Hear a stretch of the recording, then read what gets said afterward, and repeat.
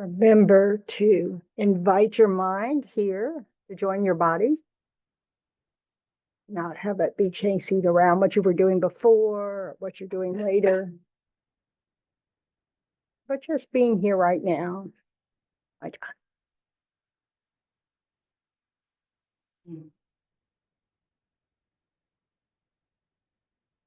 Kind of check in with yourself, with your body and your mind.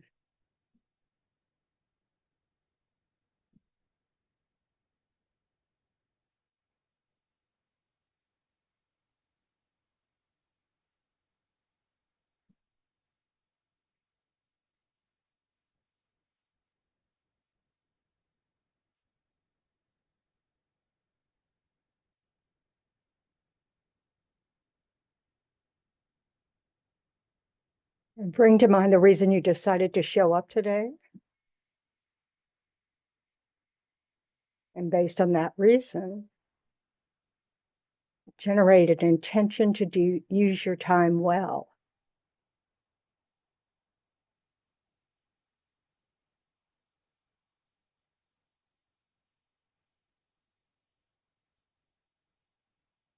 And combine it with a wish that it not just benefit yourself, but that it will ripple out to benefit those around you.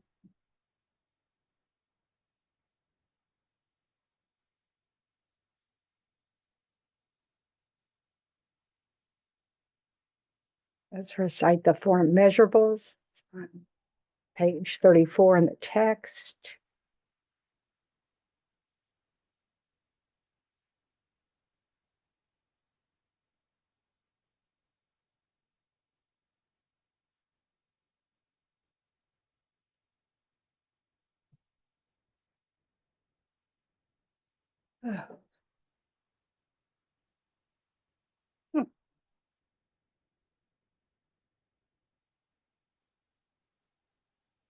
Okay.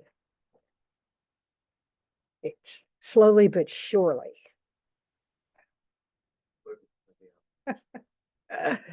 Thanks, Nana. Mm.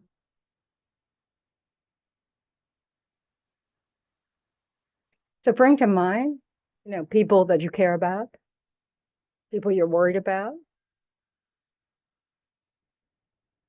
people that you just wish well. So we start with that group of people, the people that are easy to care about in our world. And then we want to expand it out a little bit, so you start with people you know, and then you try to add, maybe their friends, maybe your coworkers.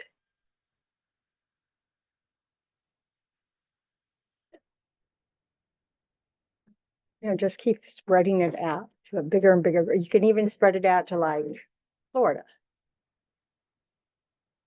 or the country or some other country. But really have a sense of real people, not just, made up people. Okay? May all sentient beings have happiness and the causes of happiness. So all those people you're imagining, from your heart, you're wishing them happiness and the causes. That's called the mind of love in Buddhism. Next, may all sentient beings be free from suffering and the causes of suffering. So this is compassion, really wishing people not to suffer and not to create the causes of suffering, to be free of all that.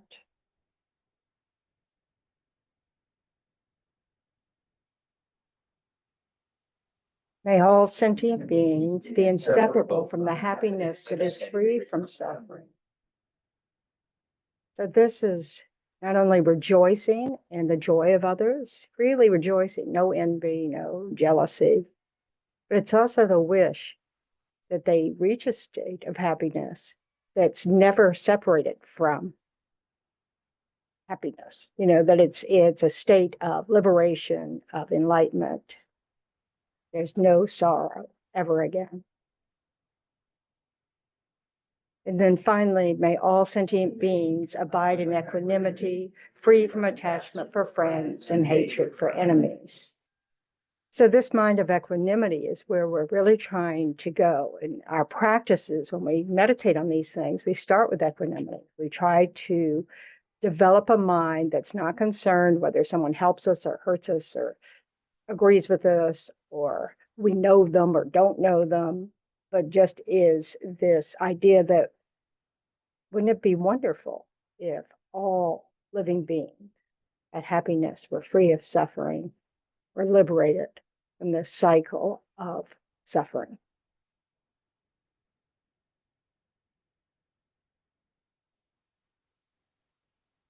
And we don't forget to include yourself. Let's recite the Refuge of Bodhicitta prayer on page 98.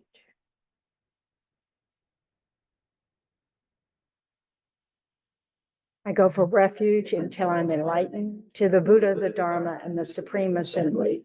By the merits I create through listening to the Dharma, may I become a Buddha in order to benefit all sentient beings. I go for refuge until I'm enlightened to the Buddha, the Dharma, and the Supreme Assembly. By the merits I create through listening to the Dharma, may I become a Buddha in order to benefit all sentient beings. I go for refuge until I'm enlightened to the Buddha, the Dharma, and the Supreme Assembly. By the merits I create through listening to the Dharma, may I become a Buddha in order to benefit all sentient beings. Thanks, Nana.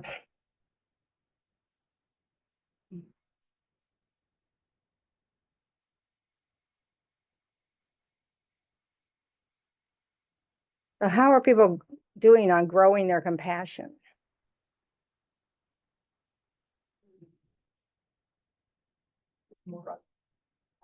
Yeah, well, yeah, it's always a work in progress. But what are we doing to make it happen? Make ourselves aware of it. Make ourselves aware of what exactly? When to be compassionate. When is there ever a moment not to be compassionate?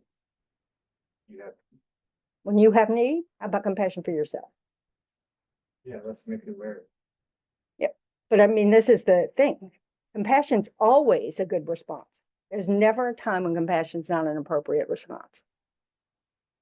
You know, whether it's for ourselves or for others, you know, it doesn't matter what's happening.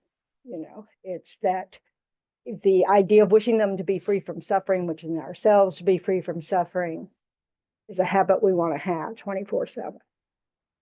And that takes noticing and noticing what's going on with our own minds, realizing what we're doing instead of having compassion, you know, so that, yeah, go ahead, John. Yesterday, my mom said to me, I could care less about your compassion. I just want your love. Okay, fair enough. She's telling you what she wants. So, like in my head, compassion is love. So You'd have to like, ask her, what is what does love? she mean by it? You know, so, and we have to remember, Like the way I navigate the world, the way I show my loving energy is through compassion. Okay, And well, it's kind of like my only way to get there. yeah, but she may not understand that, and she may not want to hear the word compassion ever again. We have to understand that we don't talk the same language necessarily as other people, and that's okay. They don't have to use the same words. They don't have to feel the same way about us. What we have to do is work on our own minds and try to be, like you're saying, be compassionate, come from a place of compassion, come from a place of love, come from a place of equanimity, not have expectations of someone getting us. They may not get it at all.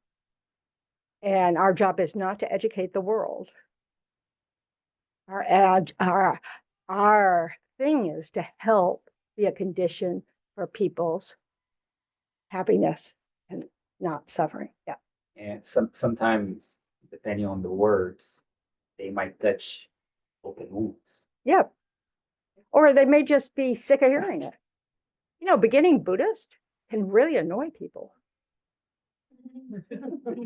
I don't know if yeah, well, I mean, have you noticed, it's like you found this great thing that's really working for you and you want everybody to know about it. And they don't, and we have to be aware of that's okay. Just like we don't want to hear every detail of somebody else's transformation unless we ask. It's they are the same. And we can't presume that what works for us is going to work for anybody else. So it's really about working on our own mind and hoping that benefits our own mind and that energy is transformed so that what we radiate out is something that is non-harmful. It's important that we recognize that wanting someone to share our point of view or understand our point of view can be violent. It may not be violent with body, but our words or our angst, that desire, it's a desire, isn't it? Can't you just get me? Can't you understand what I'm saying? Can't you just, blah, blah, blah. That is all about who? Self. Me. What about me? Please understand me. So unless you have, like it's, we have to know what our relationship is. Parents and children, when the children are small, have a particular relationship. Hi, Gina. We need to accept boundaries. Yeah. I find language is limiting, and that's the problem we have. Sometimes we don't know how to communicate the feeling that we have, or it's misinterpreted. Yeah. Because we all have different ways. Yeah. Communication is one of the hardest jobs in the world, isn't it? It's really hard to convey what we really mean because none of us use words the same way. If you come from different places in the world, you're going to interpret words differently. When you start with Buddhism, you have to learn the definition of words in Buddhism because they're not necessarily the same. They have to use the same English words because they've translated for us to English, but they may not mean the same. It's like the word attachment. It's important to have bonding with your child, and that's called attachment. In Buddhism, attachment's a disturbing emotion. That means you're exaggerating the good qualities of somebody. I don't know whose phone it is. Oh, it's all the way over there. That's what I do with alarm clocks. That's smart. I used to have a big bin, one of those wind-up clocks, and I could find it anywhere in the morning. It might be, all the way under my covers at the foot of my bed. It might be across the room at the bottom of a wall. It might be, but they were durable. So. Part of the day. It changes. I get up really early now. It's weird. Do the neighbors knock on your door, say, have you found the your living? You need any help? Oh, yeah, that's always a wake up call, isn't it? Anyway, but communication really is a challenge, and we need to respect that. We need to respect the fact that, that it's hard to convey meaning, so more important conversations we're having, we need to make sure we have good space for it, good conditions for it. We don't have noisy traffic. We don't have, we can hear each other, we have time. All those kind of things are helpful towards being able to take the time we need to find the language, and then we have to converse about it. Like, what does that mean to you?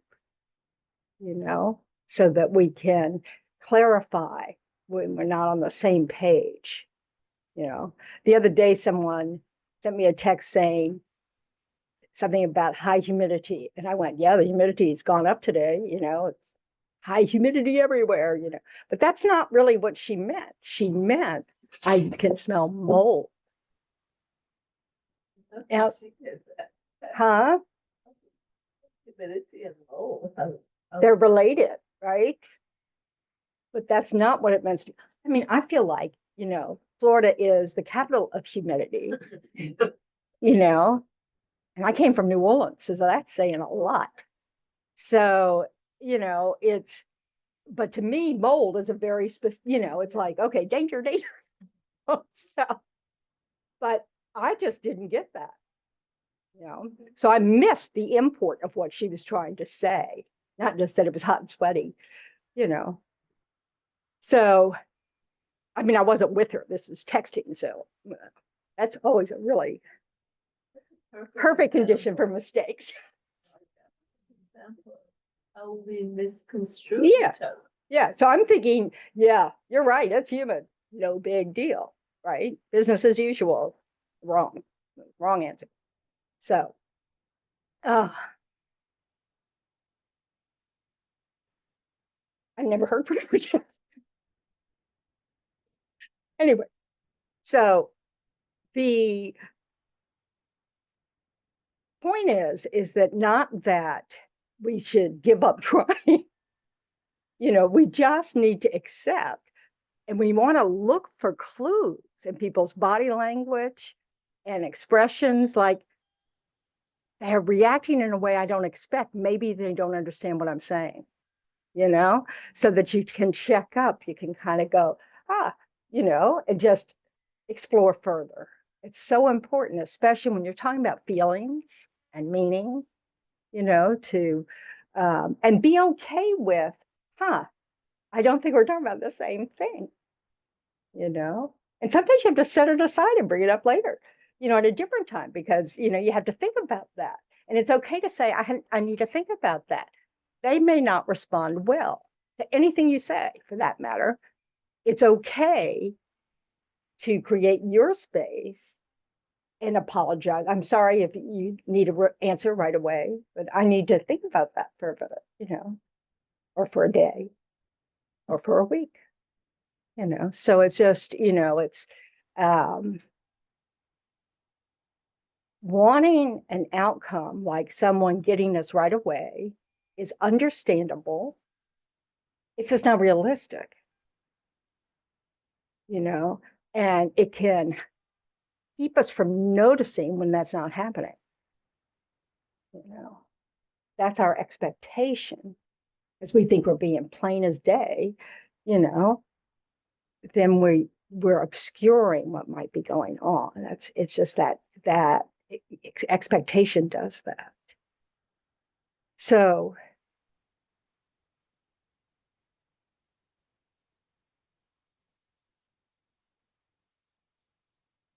sometimes even just letting yourself mentally kind of step back and thinking, this person's my friend, lover, partner, coworker, blah, blah, blah.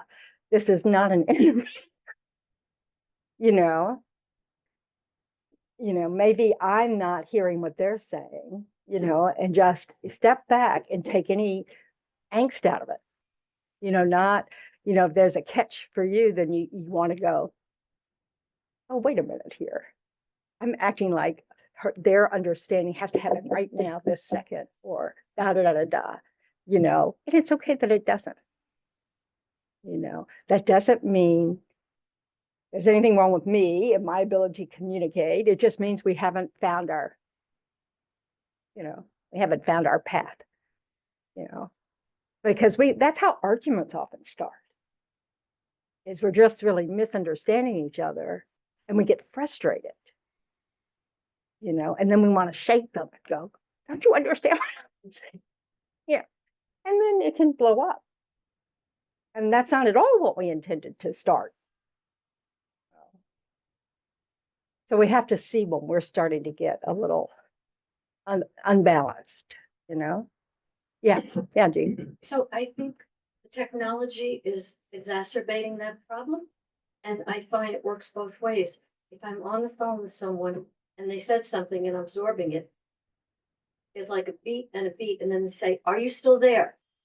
And it's the same for me, whereas if we were face to face, you'd see that the person, I mean, was there, and that maybe from their eye movement, that they were thinking about it. So So important conversations on the phone are fraught with issues. Because you can't see the body language, even on Facebook or, well, no, that's not it. It's that FaceTime. FaceTime, Zoom, all those kinds of things. You can't necessarily read their language as well as you can in person. Eyesight alone can cause, you're a little bitty square. Yeah. But we don't want to, we want to recognize that as a shortcoming of the medium that we're using to communicate, and sometimes that's why it's so helpful when you can say, can I call you?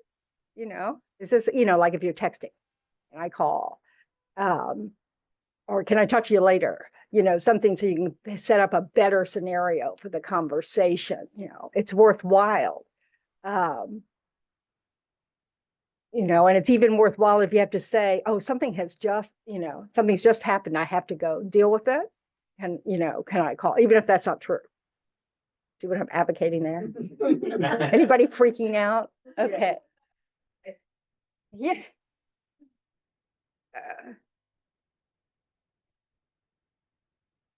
If we're getting pushback and we need to create space, it's okay to use devices that are kind, tactful, even if they're not really true. Because what's come up? How can you legitimize this? Let's rationalize this for a moment. What's come up that needs to be dealt with? Example. Your mind has come up. You're struggling with this conversation. And now, and you're about to go in a direction you don't want to go in because you're frustrated. So you need a pause. So you may have to create that space for that pause. Now, with good friends, you can usually just say, I need to think about this for a little while. I've gotten, whatever. Let me call you back. So that's easy. With the telemarketers, you may have to, just come up with something. Thank you for God. Uh, Is it Thank you. telemarket? You say, well, not interested, thank you. Bye. Yeah, that's my strategy. Yeah. Yeshe Gellick in North Carolina, when he first was here, he would just start talking Tibetan and they'd hang up. So,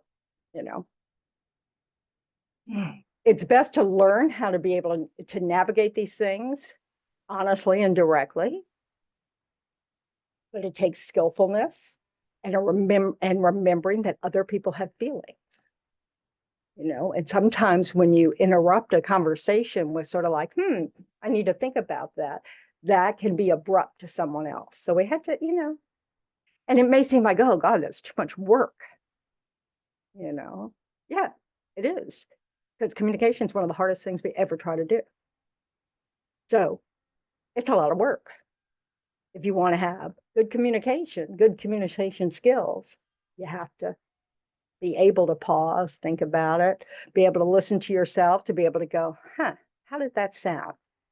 Then you kind of imagine saying something differently. You practice these things. Anybody ever practice for a job interview?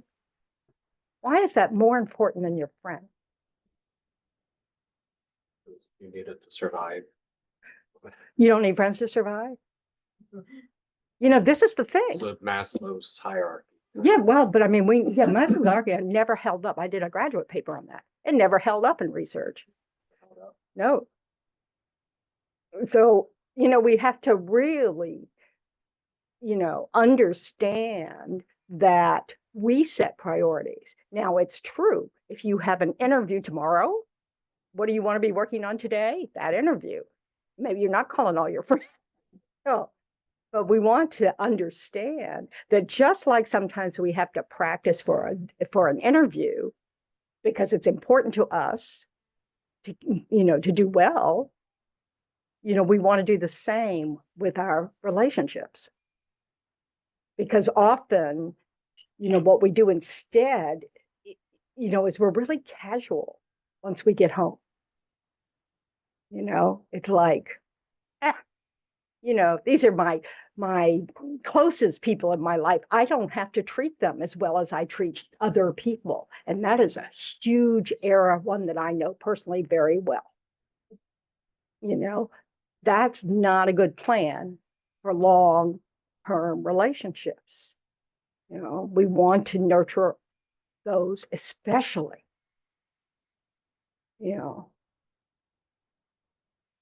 So it's like,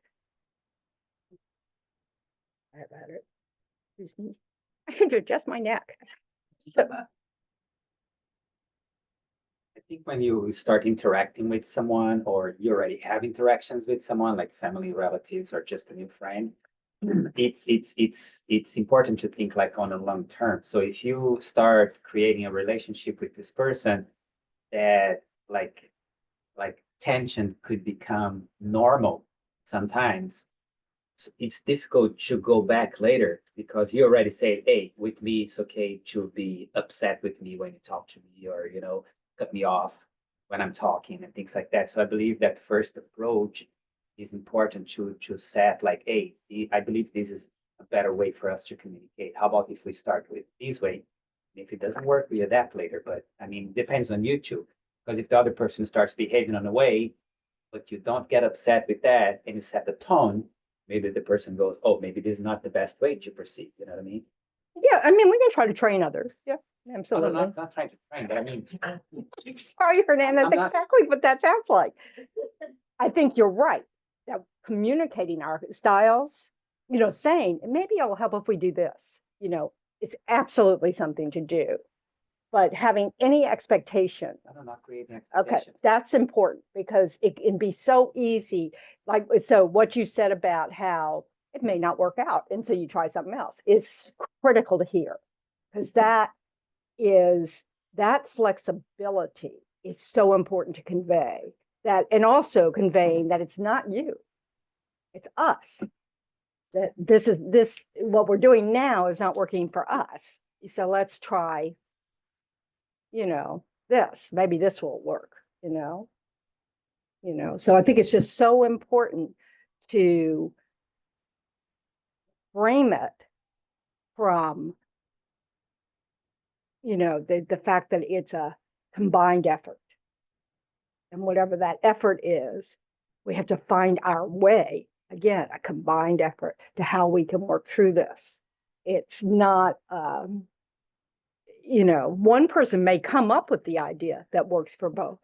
Of course, that's great, and if it does, it's usually because you're paying attention to what the other person may also be needing, so that you're clicking into what might work for them as well. Paying attention, makes a big difference. It does, and it's hard to pay attention. It's hard to pay attention for a whole sentence. Right. So what can we do when we get triggered? Pause. Pause. Just pause.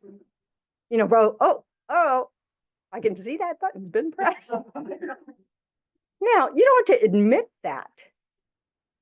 It depends on the relationship, where and what the conversation's doing or something. But you do need to at least internally pause, right? And you may have to say, I need to pause for a minute because, something just came up for me and I don't know what it is, and you reassure them if needed. Because our triggers are often pressed by tones of voice, by a particular word, by an expression on a face, by all kinds of things that have nothing to do with that person in this moment. They have everything to do with a history of others with that face or that tone or that other, that just for some reason is coming up for you in this moment. And it's nobody's fault.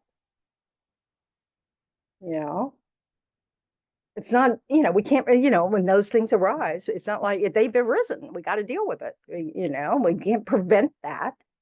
Well, it's just, but being able to go, and the sooner we recognize that clue, the better, because it's not as fervent in our mind stream. So I'm a very fast talker. I mean, and I respond to questions too quickly, all that kind of stuff. I just a fast, whatever. So learning how to pause was challenging, and I'm not perfect at it at all. It's just that so you have to realize it really is okay to slow down, and to think about things. I was in a discussion group at a retreat with Thich Nhat Hanh one time, and we would meet. There were usually two monastics in the discussion group, and then all the people, and it might meet 10 people, 12 people, something like that. And one of the and the group that I was in for this 3-week retreat, the monk would not say anything pretty much throughout the whole thing. Every now and then he'd take a note, or write something down. I should say, take a note. And then at the end, he'd go through the different things that he'd thought about. And he always had such really excellent things to share. And I know it's because he took time. He didn't feel the need to jump in, whereas I jump in, cut people off, This is not a good skill, So the more we can just stand back and wait to where, what you can do when you do that? You can listen instead of preparing what you're going to say next. That is so difficult. Yeah, I I'm with you. Yeah, sometimes I test it on myself. I don't know if I'm listening or I'm just preparing to respond to a word or whatever is being said. yeah. So you had to practice that too. Some people are good at it. They annoy me a little bit. Yeah. Is a good skill is like not to approach a conversation with this expectation to impress the other person, because we have like like a status that you want to hit, it's something like that. I don't want that person to think bad about me, so I have to say good things or have good comments about the subject. Sometimes that's not necessary. Like, I mean, just zip it and listen. And you'll learn. It's like really remarkable, isn't it? And even if what the person is saying maybe doesn't go with your your convictions about or your thoughts about life, you're having the opportunity to be approached by a different way of seeing things, and that opens your mind a little bit. Absolutely. That's how we get universal compassion. Is when we can keep opening our minds, because then it doesn't matter what they are saying. We find their humanity. Yeah, Eric. It was just kind of interesting. When I was younger, I used to do the same exact thing, especially, and try to impress people and all that. And as I got older, a little bit more comfortable, I would just be honest, but in a very respectful, nice way. And ironically, people tell you you're so real and so authentic. Yeah. They were like, it was funny. Your reputation goes up. Yes, which is the ironic or the beauty of it is kind of what I'm saying. That took me a really long time to learn, but and still working on it, but it's true. Yeah. Now, this is the whole thing about most of what our actions, of the Buddha said, is we chase suffering, not happiness.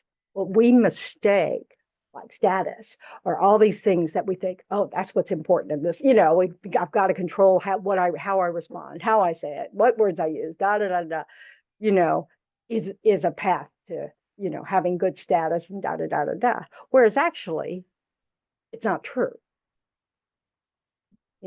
So it's a layering of discovery about, people really do like to be listened to. So valuing that, listening is a way of showing you value, what they're, the whatever them. Yeah, Debbie.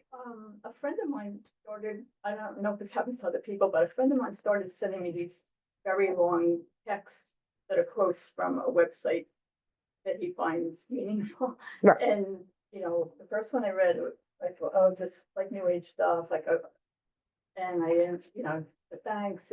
But then like every couple of days, I'm getting another like long, like a paragraph one. And then I started reading it and it was good, actually. Yeah. But I was thinking it would be really hurtful to text back like, Shut up. There's so many emails and texts and newsletters, but I was trying to think how, to him, it's like his past, so. And it may be his only chance for a conversation. We don't know how isolated people's lives are. And so it might be, you have to look at your own, what difference does it make? Is your phone suddenly full? Is the memory gone because of these long text messages? Do you have to read them? No, you really actually don't. I mean, how many people read all their texts? How many people read a complete one text? Have you ever responded to a text and realized you didn't finish reading the text? And they kind of respond back with like, did you read the rest of the text? Emails are like that, it's just like, so I mean, we have also opportunities. Tech gives us all kinds of opportunities.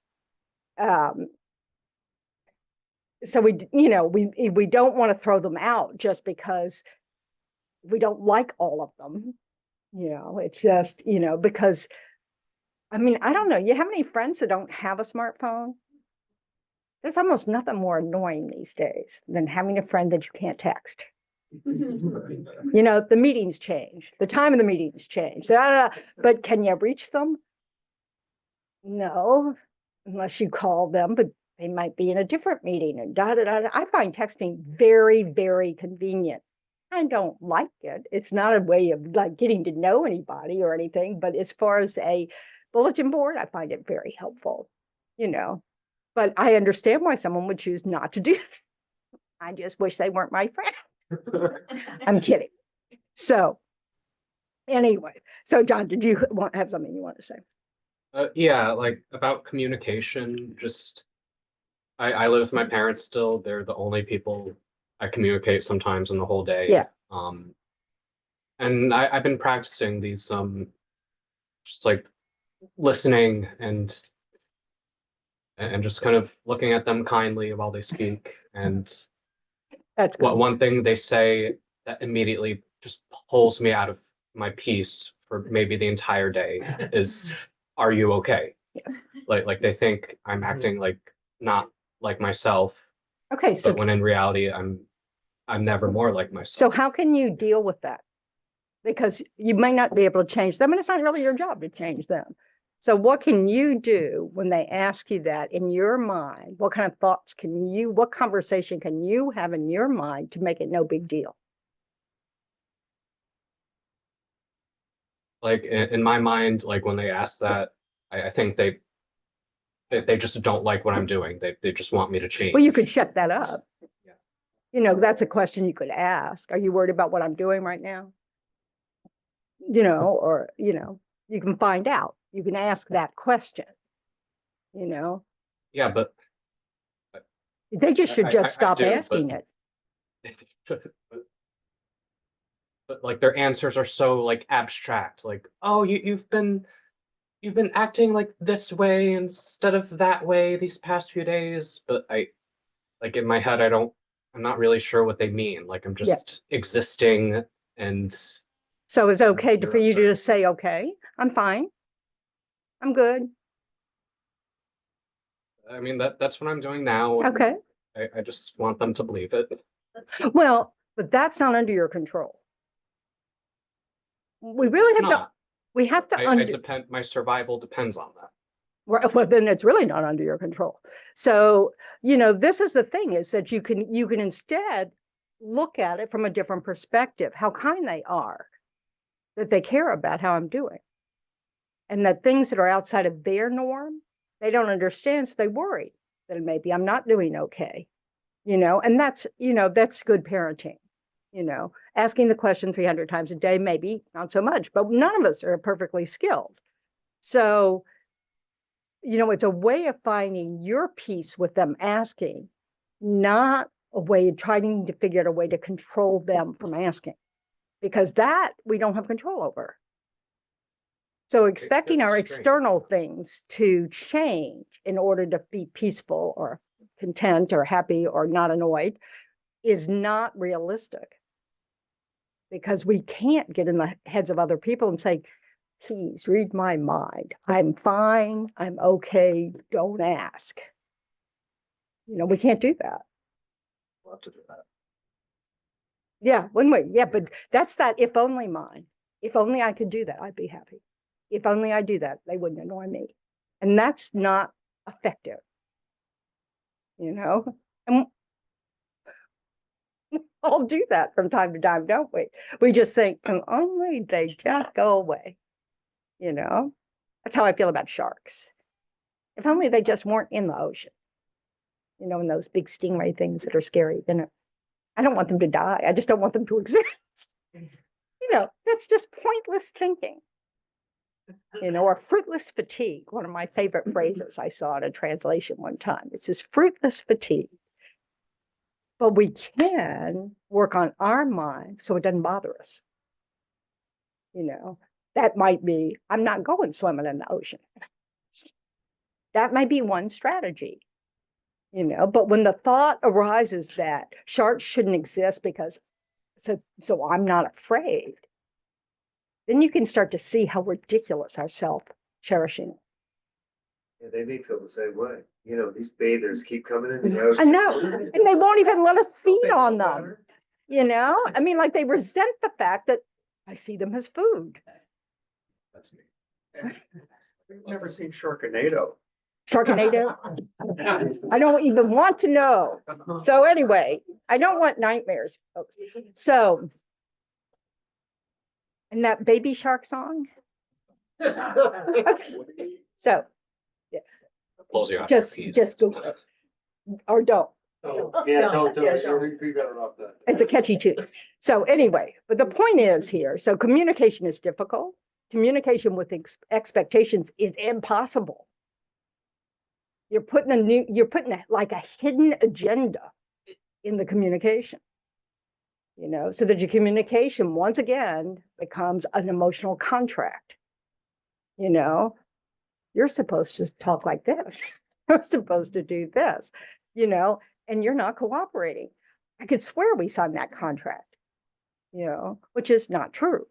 They don't even know it exists. So we need to be aware that we place these demands on others without it being particularly conscious. What is it a reflection of?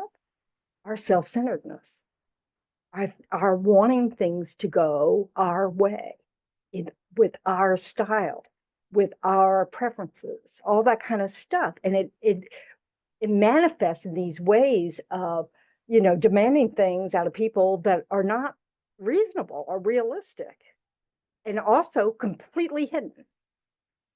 They have no idea this is being expected of them. Partly because you have no idea you're expecting it. That's why we have to constantly be paying attention to what's going on in our own heads, how we're responding things, how we're, doing in terms of, and by paying attention where I am in this picture. It's so good to get familiar with that I. What do you? So, over the last 2 weeks, watching my mind and my behavior, I feel like almost 90, let's say 98% of my suffering is around this unconscious voice that either pushes against things the way they are, or wanting it to be the way I want it to be. Yeah. I call it king baby syndrome. and it runs me. Yeah. You know, all of a sudden I'll be driving and, you know, something will happen on the road, as they often do. I mean, not a dangerous thing, but just not convenient for you. subtle thing. And the voice underneath is, oh, I didn't want it to be that way. Yeah. And that's the mind we really want to abandon. That sort of, we want to recognize when it's going on and realize it is not serving us well. It's making us only notice what we don't like, first of all. Why focus on that? And then also this sort of if only, what does if only really mean? Dissatisfaction. It's not, yeah.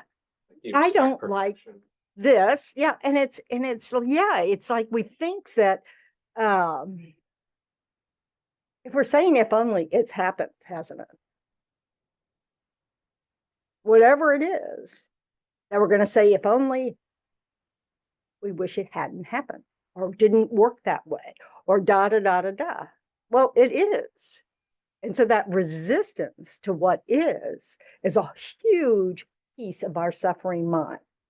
We just want it to be different. Well, good luck with that. It's already happening. Now, there are things that we can do to help us have things, it's like this morning, I was late, so I'm getting my car, I can feel the tension about, oh, I'm going to be late, and then I'm going, okay, so you can be worried and not tense because that's bad for your neck. Quit doing that because that's my habit. So it's also resistance to what in that scenario? Is it the discomfort or the upsetting people for being late? But then I was late. Yeah, it's already in process. I was late. I had to go buy a bandage. That's my excuse. I had to go buy a new bandage this morning. So I have a stitch that's starting to peek out. And I'm afraid I'll start, how when you have something and it's not supposed to be there, you keep playing with it or something. I don't want to do that with a stitch. So don't. So I'm sorry. Are there certain neck movements you're not supposed to be doing? No, not really. This is supposed to prevent me from the ones I'm not supposed to do. Okay. So it was all because I washed it the very first day I got everything off, on Tuesday.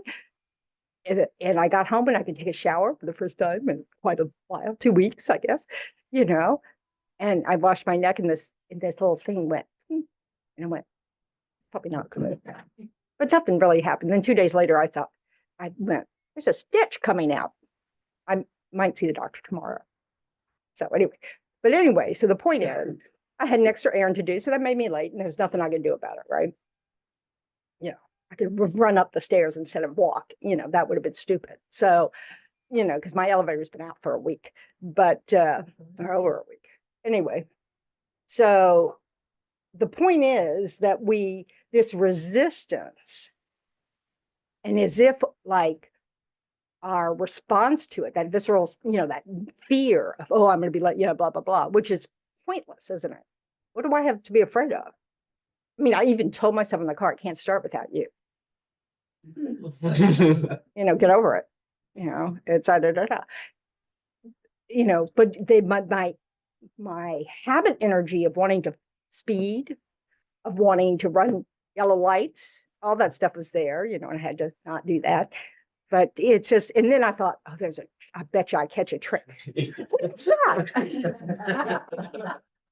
Do you really want to suffer more?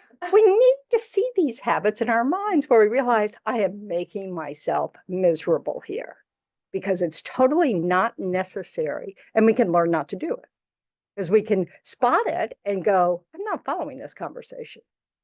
And sometimes you have to be really stupid about it. You have to kind of go, well, thanks for sharing, but I'm not listening, or just shut up. Now, this is only to yourself. Please do not try this with others. So, but we have to work with it. If we want to suffer less right away, all we have to do is pay attention to what's going in our mind and stop listening to most of it, because that's where so much of the added tension in our lives arises is our resistance to what's arisen, what's going on, our wish that it wasn't true. If only it hadn't happened. Like that works, or shouldn't happen to me. How much self-cherishing is that? So we want to recognize, where am I in this picture?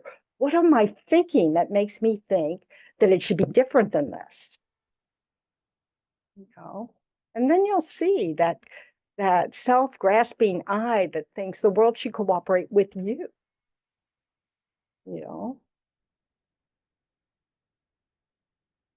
Not with the person who got the green light when you got the red. Yeah.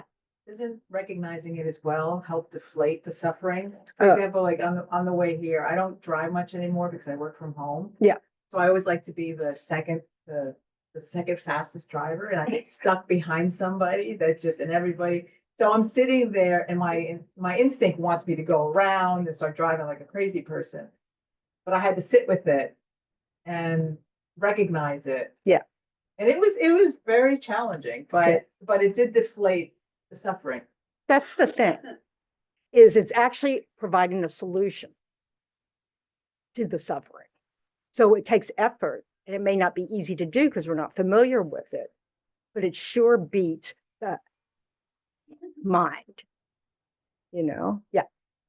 John's parents are suffering as well, being They are. concerned Right. about him. So I would think that if he just went and gave them a hug and a kiss and said, "That's so nice that you're concerned, but you could relax, I feel okay," they might not ask it another time. Just the words of a mom. Yeah. I mean, it's true. I mean, so we have to try different strategies, and some might work, some might not, but it's like, but what doesn't work is wishing it would go away. That's doing nothing and expecting them to change. So it's that wishing mind. It's not like we can't be hopeful, but we have to be wise about what we're hopeful about. Hoping that we can change someone else's behavior, hoping that we can change their minds, change their speech, change their blah, blah, blah, isn't a very skillful mind. It's going to bring nothing but suffering because we don't have control over that. Being able to handle how others do things, how they say things, being able to have good conversations, to try to have, speech go a different way so that you're not rubbing up against each other all the time. That's important. It's not that change can't happen, but it has to start with you. So it's this process that is effortful, but it can relieve your suffering right away. Especially because, like you said, so often when we just notice it, it deflates. Like when you realize that you really just want, one of my worst things is I really want, when I get ready to go to pay in a store, I want everybody to leave the register except for the cashier and me. I really, really want that. Does it work? It has never worked. It's a guarantee for the paper to run out, for someone to speak a different language and not understand what they're telling them to do. It's not going to work. It's never going to work. And it is so incredibly arrogant. It's unbelievably arrogant. I'm sorry, my world is so much more important than everybody else's. Please get out of my way. You think that's the natural way? Hmm? That's the natural way, like our natural. That my natural tendency is a habit I must have brought with me. I've been practicing it my whole life. It's stupid. That's what's amazing, is that you can even recognize that it's an idiot habit, that this is never going to work. This is silly. And not only that, I don't like people who act like that. Like, I'm sorry, my time's way more important than yours. So I'm going first. I have, anyway, I was in line one time at a grocery store. I was on the way to the center, not this center, a different center. And I was trying to get flowers or something. That was my job. Go pick up flowers. So I'm there. And lo and behold, on a Sunday morning or something, there are like 15 people in line. I'm going, I'm getting more and more nervous about the time, looking at my watch. And the guy in the next line said, would you like to go ahead of me? I can tell you're in a hurry. And I went, no, I need to practice patience. This is pathetic. So, because I could always put the flowers down and leave. Sometimes we have to make those kind of choices. We go, I really don't have time for this. I'm just going to have to leave, But do we want to do that? No. Why? Because we're not getting what we wanted. We wanted to have it all our way. So we need to recognize that and laugh at it because it's kind of funny. I mean, we're adults. I mean, this is kind of silly behavior.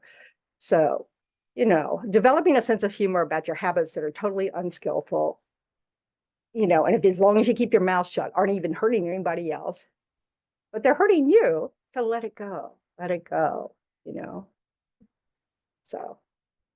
Not worry. Yeah. Well, I mean, and there's a lot of that. I mean, I have to do that a lot because I'm a very anxious person.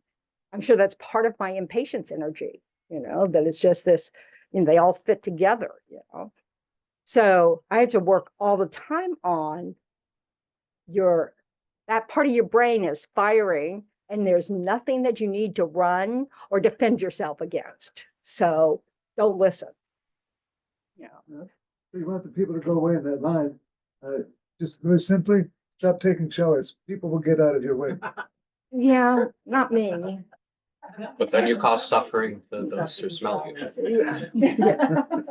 Sure. Yeah, geez. Specifically with that, because I think we all have that, like the world should revolve.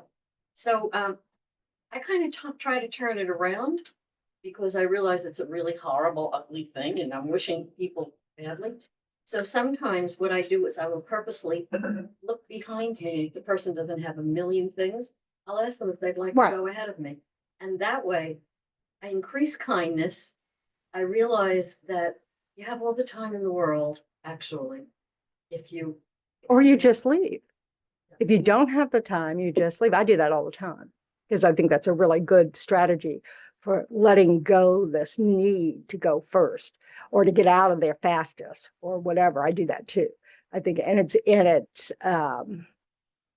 it sure feels better than the story that I've got going before I do it, of just, like, I can't believe this person doesn't understand how to write a check. What century are you from? I mean, I have those conversations. It's ridiculous. You talk about karma. The man who noticed your vibe and you said, wow, that's good. Look at that. It gave him the opportunity to give you to do an act of kindness. Yeah, absolutely. Yeah. It was it was really one of those moments of like, oh, this was perfect. I mean, it was perfect. Yeah.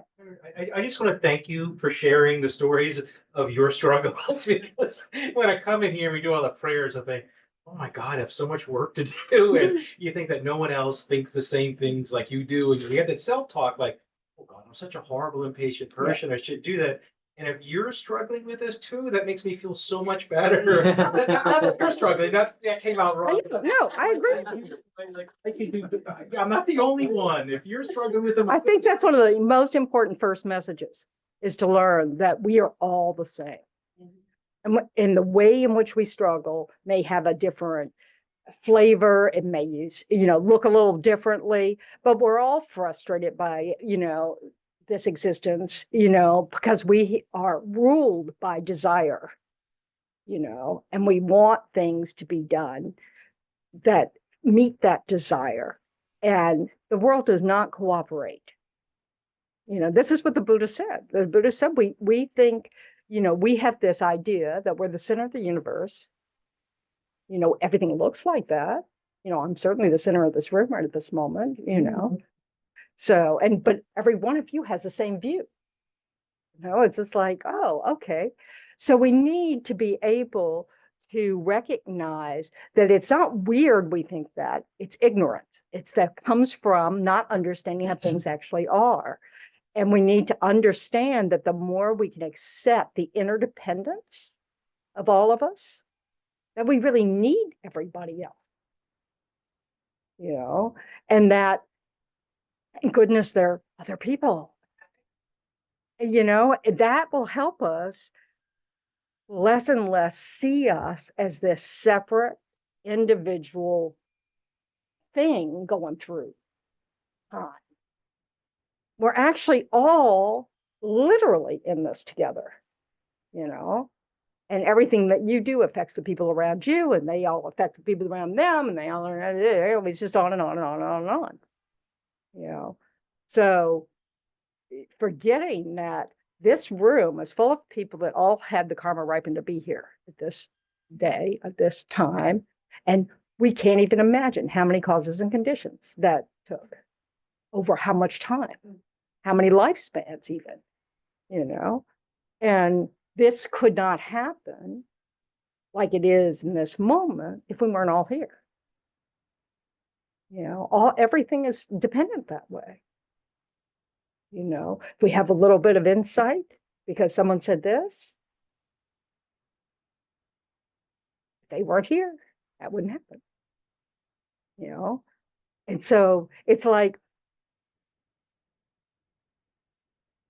why questions are important. You never know if your question is going to be the one that someone else is not able to articulate.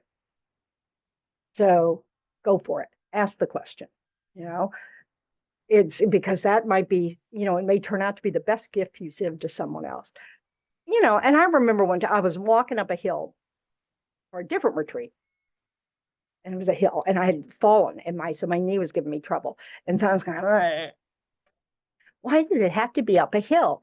I'm a nun, I'm at a retreat, and this is my attitude. So anyway, so I'm going up the hill, and I have to remind myself, this could be the moment that someone experiences the same thing I experienced from the moment that I met these teachings.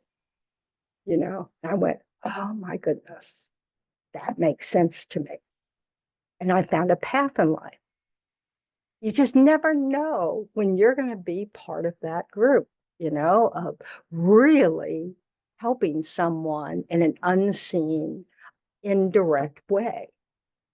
And so sometimes being able to motivate ourselves by just thinking, you're not in this alone.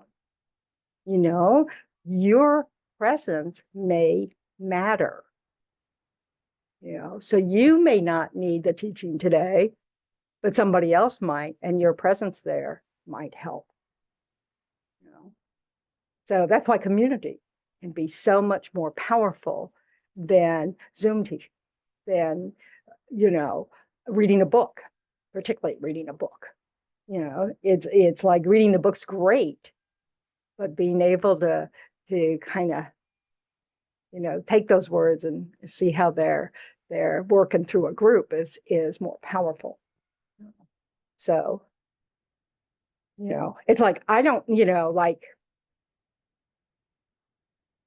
I'm so grateful for Zoom because I would never have made it through the pandemic. And also it's opened up a whole world of teachings that we didn't have access to before, so that's fabulous, but I don't ever want it to think that takes the place of community, of in-person stuff. So if you have the opportunity to have in-person stuff, go for it. If you don't, because you live too far away, you're not, blah, blah, blah, can't do it, da, da, da, it doesn't matter.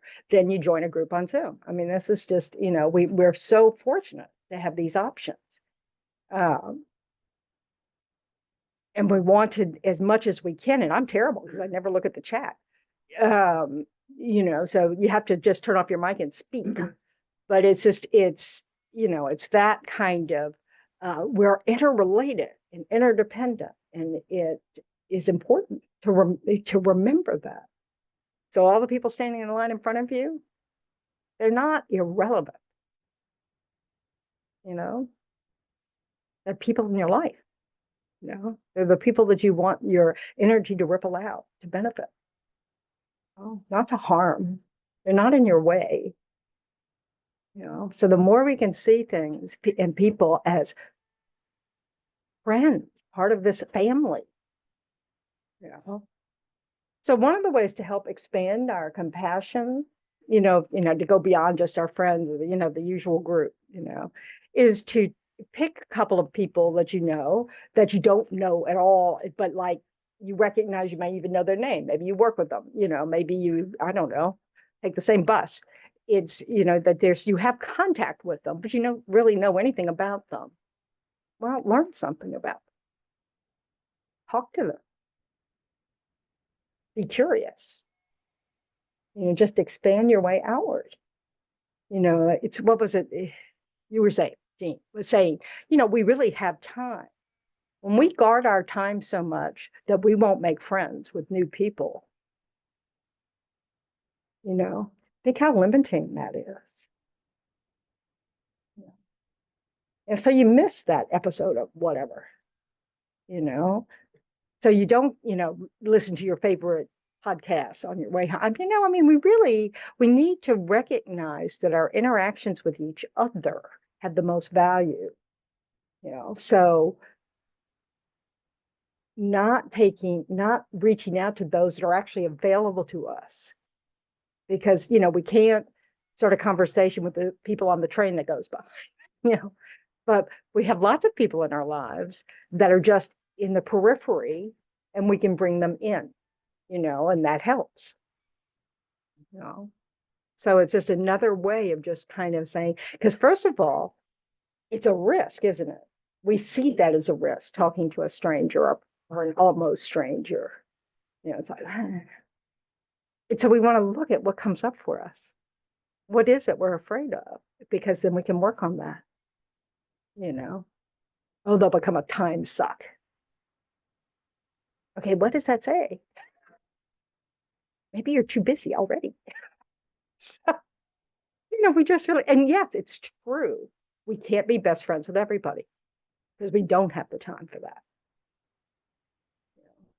But, we can make our interactions with each other that, people that we see, that we just, a little more rich than just, good day, like you say, when you open the door and, walk in.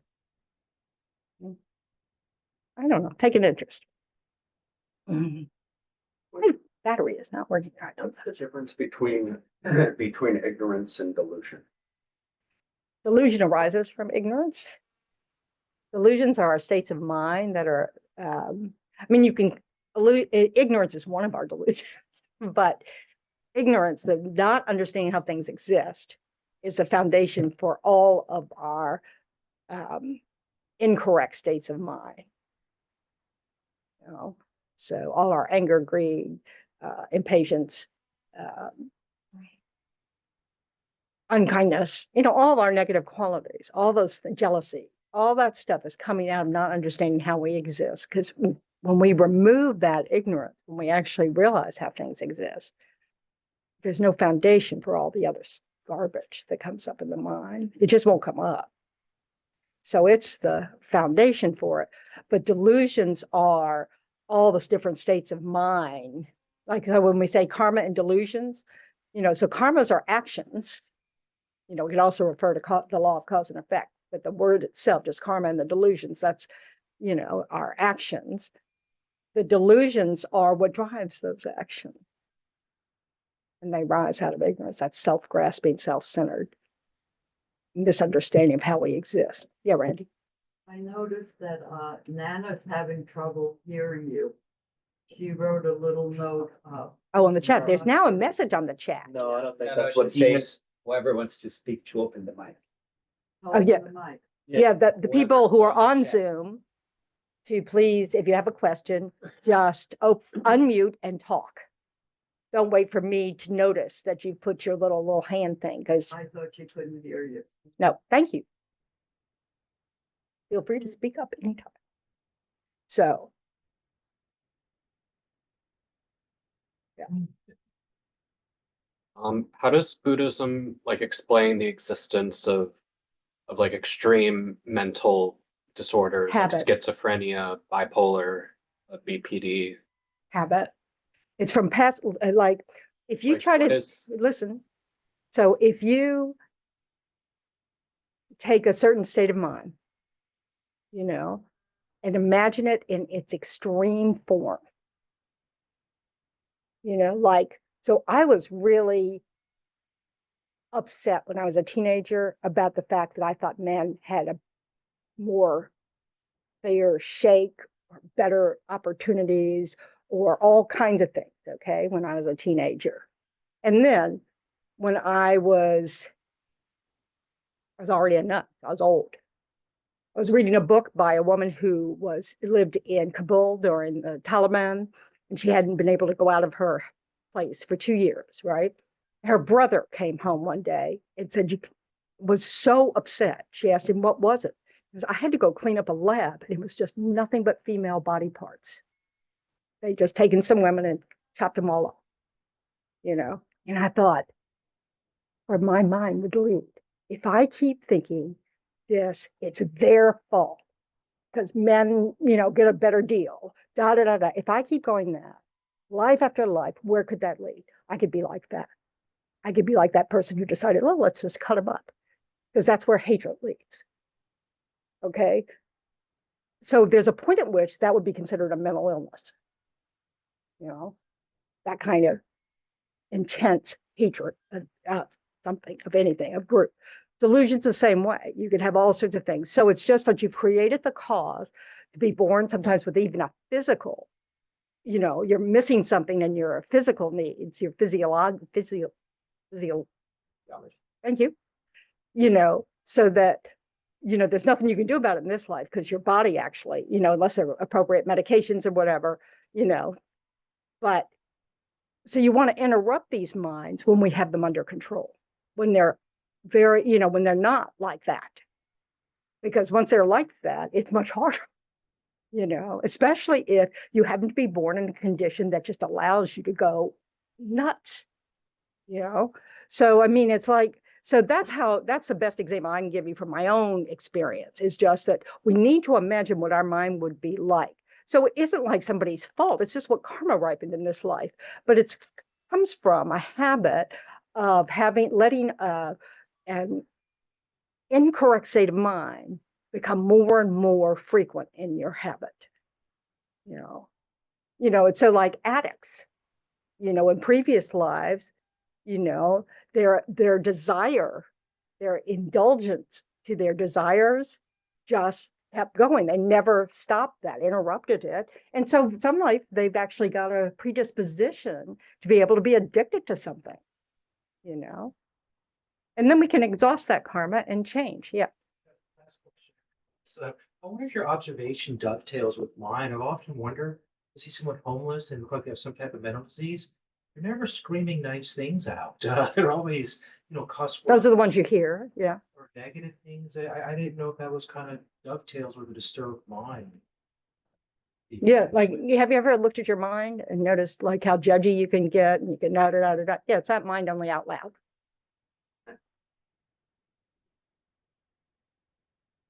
Just one more. I'm gonna hold you all to this. What's the difference between psychoses and don't know. enlightenment? A lot. That's about as far as I can take that. So it's just a mind. These are states of mind, okay? So a psychotic state of mind is totally delusional, okay? An enlightened state of mind has no incorrect moment of mind. No, incorrect. Yeah. It's just wisdom. There's no, and in fact, they experience everything directly, so it's a really complicated subject. But Buddha is someone who has removed all the ignorance, all the incorrect states of mind that arise from ignorance, and has perfected all our good qualities that we all have. We all have this Buddha potential because we all have the ability to feel compassion, to feel love, to feel kindness, to feel generous, to feel all those things. Those naturally arise in us given certain conditions, and so that is what we can develop. And we abandon this idea that somehow happiness is controlling other people. Happiness is getting everything in, is just like we like it, and then, we'll be happy. Those are deluded thoughts. That's not how things exist. We have no control over anything but our own minds. And when our karma ripens such that we don't even have control over that because of mental illness, whether it's physiologically caused or because of habit is so strong we can't interrupt it, then even then we can't do that. So that lifespan, may not yield anything useful other than exhausting a karmic seed that ripened. So, yeah. So so Buddhists they start just like we are. They're not different. What they do is they correct the way they think, and it takes a long, long time. Yes. You mentioned earlier that as humans, we have a tendency to follow suffering over happiness. That's what Buddhists say. Yeah. Yeah, yeah. Do you think part of that is because of social conditioning in the society that we're in? Which came first? Which came first? Yeah, society or you? You. I mean, you're Yeah, born so- into nature, but then all of a sudden you're being exposed to all We these- create the cause for that. None of this is random. We're born at a certain time with a certain culture, a certain society. We all created the cause for these things, collectively. So that's why some of us are born in this country, some of us are born in a different country that have different views and habits and da da da da da. Some countries are more communal, their societies are much more communal, ours is much more individual. Migration, people are having to be absorbed into other cultures, and that must be fun. This is all, it's just all reflects. The Buddha just said, if you want to know how your mind's been in past lives, now this takes a big leap, right? First, you have to even got to get comfortable with the idea of past and future lives. But if you want to know what your past lives were like, look at your conditions in this life. If you want to know what your future lives will be like, look at your mind, because that's where you're creating, the karmic seeds that will ripen for the next life. What's happening for us in this life is what's already ripening, So we're born a human. Okay, so that ripened. I'm born female, so that ripened. All that, so this is all part of the mix, and it's a mixed bag, isn't it? We have great conditions, we have lousy conditions, we have all sorts of conditions, but we all have pretty good conditions because we have the leisure time to show up here. That's a good condition. Most of the world does not have that. So we want to make good use of this time because it's rare, so, but that's again, karma ripening, yeah. So. I don't even remember how I wanted to phrase this. If each person has the Buddhahood ability, do we keep coming back reincarnated until we actually get to that? That's the only way to get out. That's the only way to get out. You can be liberated before you're a complete Buddha, but yes, samsara, this cyclic existence that the Buddha describes our reality, our way of existing. All that means is uncontrolled birth and rebirth, death, birth, this cycle. My muscles are obviously weak. so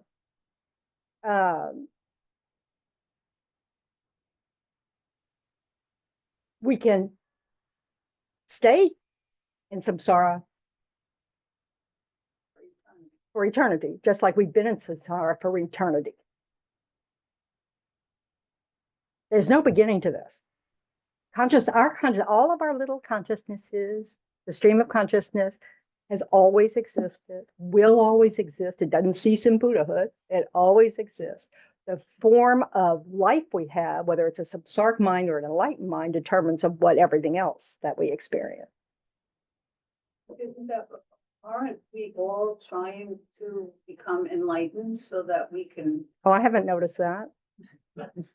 Most people are trying to get rich. Most people are trying to control everything around them. I want to have enough money so I can control all the little pieces. And people. Well, yeah, but yeah. Like the song that can get no satisfaction. Yeah, What? can't get no Like the satisfaction. song that can get no satisfaction. Oh. That's Lama Zopa and Lama Yeshi's favorite. Yeah, or Yeah. look at nature. All you have to do is watch a nature show, of the Serengeti and the predator. Oh, yeah, yeah, like nature's a real horror show. Yeah. Good And we're part of it. and beauty show. Yeah, because we're a mixed bag, you know. I don't know if tigers see the beauty in the landscape. I don't know. I literally don't know, you know. But they've created the cause to have to kill to survive, literally, physically, with their bodies have to kill, you know. So they're, it's not a great life. Have you seen the shows where they follow them? And I mean, oh man, what a scary life. They're always under threat. Their babies are always under threat. Their babies are often under threat from the other parent. It's just like, ugh. So, but I forgot your point because I got distracted. I think I said, aren't we all trying Yeah, to get no. to that No, level? we'd all enjoy it if we got there. We knew about it if we tried aspired towards it. But no, if you look around you, it's quite obvious. Most of us don't even have a clue because we're still chasing suffering. But are the people that are here looking, I hope so. Some people are looking for an answer and they don't like what they hear. Which is, there are days where I'm like that too. You're all into a quick fix. Oh, yeah. And that's partly because that's why we're in this desire realm. We have this habit of wanting our desires met quickly. So we want it to be easy. We want it to be fast. And we all know intellectually that's not possible. Hard work is what gets us results. It's not now, and it's not just hard work. It has to be directed hard work. We have to be doing the right hard work in order to get there. You asked your last question. Fair? We got only 3 minutes. No, I'm cutting them off. That's the mom. She has only your happiness at heart, whereas I only have my happiness at heart. Questions Yeah. matter as much as everyone else. Yes, they do. Yes, they do. Yep. So you want to ask the last one? Because we only have time for one more. No, it would take a million years to answer. So. Okay, well then we'll have to wait. Okay, ask it at the beginning. Can I ask a question? I guess so. Who is that? Hallie? Yeah. So if everything, because it's also to do with what you said in a previous class, everything that we experience is karma ripening from past lives. Is that correct? Yeah, pretty much. Okay, then we're kind of in a time lag always? Yeah. Yes. Karma's not instant at all. And we don't remember past lives. Yeah, but we can learn to. That's a form of concentration. So I'm just wondering what we control. We control our present responses to things and Yes. we control our practice. Is that right? Yeah. It's our responses. Like we can't, like our habit usually dictates what arises in our mind, so like, because a lot of people say, oh, well, but it's, I'm angry, I'm impatient, blah, blah, blah. What we can control is that pause and then the choice to do what's next. We don't have to continue a mind of impatience. We don't have to act on that impatience. We can learn to notice it arising and then stop and develop a different way of responding. Eventually, you do that enough, and that mind of whatever won't come up as often because you're not giving it any power. So it just doesn't arise. Now that takes a lot of effort, and repetitive effort that you just kind of, it's like the person who decides to give up an addiction. They have to meet that urge every time with a no, again and again and again. For most, it's for the rest of their lives because the urge will come up, but very rarely over time. It gets further and further apart. But because you have that, sometimes it's, I mean, they say it's physiological that you may have little receptors, looking for it, the fact that you have not eliminated it from your mind stream because you haven't realized emptiness, it still has the possibility of arising. And so again, you have to go, no. So the same with any of our habits, so when my impatient mind comes up, I have to go, don't act from that place. And every time I act from that place, I'm reinforcing the habit. And so it's going to take me even longer, and that's just the reality, Doesn't mean I'm a completely different person today than I was 20 years ago, if I reach some sort of perfect and nothing, but I suffer way less than I used to. Am I still an anxious person? Yes, way less than I used to be. Do I still get impatient? Do I get angry again? Yes, but way less than I was really not an appealing person. But, the point is, it's just that if you trust that you can do this, and so you keep trying, you will see things change, but it takes a lot of different methods. We can't just grit our teeth and bear it. We need to reflect on it. Why is it better for me to give up the mind of impatience? Who cares? Blah, blah, blah. We have to have these conversations and reflect on it. What am I losing by continuing this habit? What am I losing by being angry? What am I losing by being a jealous person? What am I losing by being greedy? We have to think about those things and develop a list of reasons why we want to give them up so that they're available to us when we need to take that pause. So then we can go, not going to follow that because we have good reasons for it. Make sense? All right, I've run my mouth enough. All right, so let's say some prayers. So rejoice in your efforts, rejoice in all your questions, because that helps us all.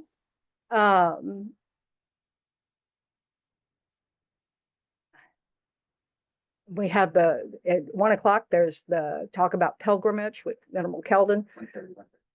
I'm sorry. 1:30. Oh, it's 1:30? 1:30? I thought it was 1. I think it's 1:30.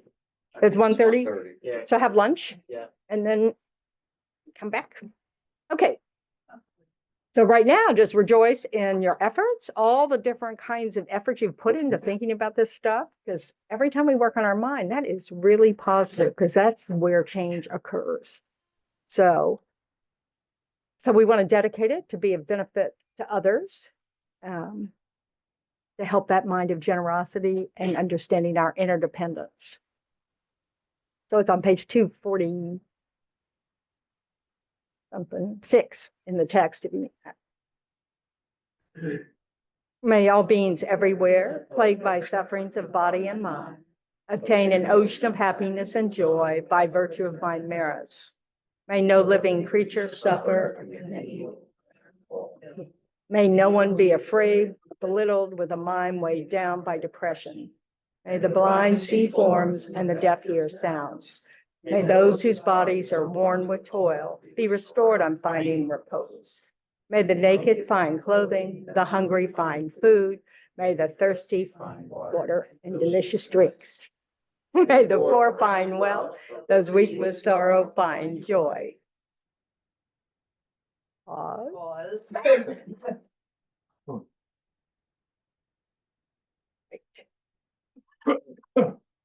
May the forlorn find hope, constance, peace, and prosperity. May there be timely rains and bountiful harvests. May all medicines be effective and wholesome prayers bear fruit.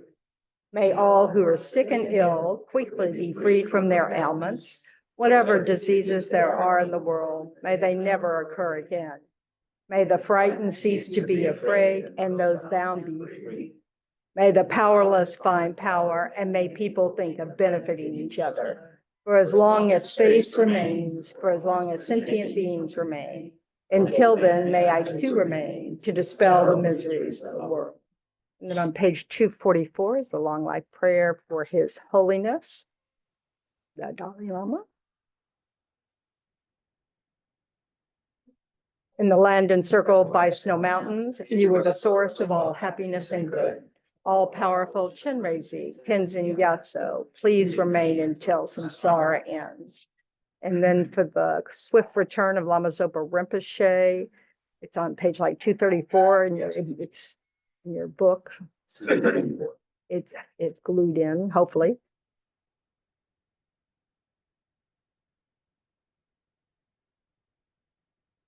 Fearless teacher and assembly of the children of the victorious ones, Shravakas and Pratyeka Buddhas, victorious Losam, father and sons, along with the lineage masters, all the objects of refuge of infinite lands, please bestow the virtue and goodness of accomplishing this prayer here and now. Holding and spreading the Muni's precious complete teachings through explanation and practice, you wore the armor of patience that is never discouraged. Incomparable venerable Guru, to you I make request. While striving single-pointedly for the sake of the victorious one's teachings, the sole gateway through which all benefit and happiness emerge, and from other living beings, you suddenly departed to peace. What a great loss. Nevertheless, through the undeceiving truth of the blessings of the ocean of the three jewels and the great ways of Bodhicitta of the children of the victorious ones, may the smile of reincarnation swiftly beam in glory for fortunate disciples. All right. Thanks, everyone. Next Saturday night is Medicine Buddha Puja at 7. That's good for success of anything, you know, so it's just a good practice to do. It's good for the center as well. And then anything else? Thursday night we continue. Sundays and Thursdays. Sundays and Thursdays, same old, same old. So stick around if you're interested in the pilgrimage. Otherwise, yes, Thank you, Tendron. To just join. you can just join.